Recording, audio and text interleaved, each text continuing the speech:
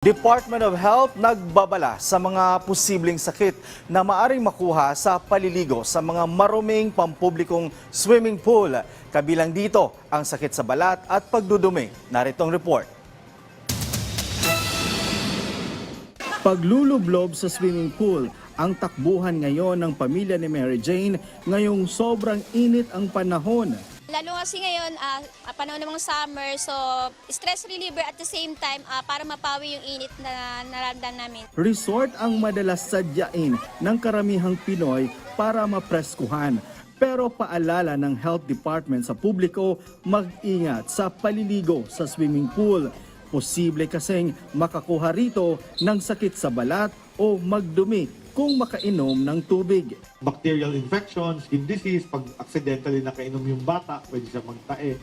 So very important. Sabi ni Mary Jane, kampante naman daw siya na malinis ang tubig ng swimming pool ng hinulugang taktak sa Antipolo. Bawal po kasi yung mga gaya ng lulusong po ng mga may mga sakit na skin disease. Bawal po yung uminom. Malinis muna tayo bago punta sa swimming pool. Maliligo muna tayo. Dahil libre, hindi lang mga taga-Antipolo ang pumupunta rito. Dinarayo rin ito ng mga karatig na lugar. Kaya naman nilimitahan ang gamit ng kanilang swimming pool.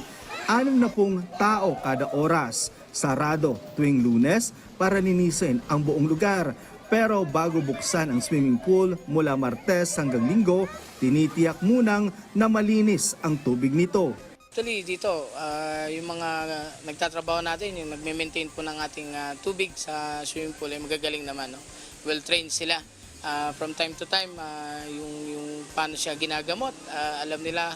Kaya kung mapapansin po, hindi basta-basta lumalabo yung ating tubig. No? Ayon sa DOH, maaring i-report sa kanilang regional offices at sa LGUs kung sakaling may napuntahang maruming tubig ng swimming pool upang agad masuri ang tubig at maaksyonan. I-report na lang siguro kung meron kayong mga makikitang ganitong public pools or resorts that maintain dirty toilets.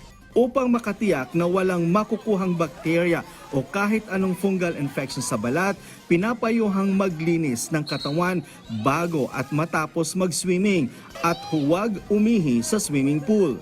So if you go swim, let's say, dun sa dirty and you're not so sure, after swimming, mag-shower ka. Soap and water.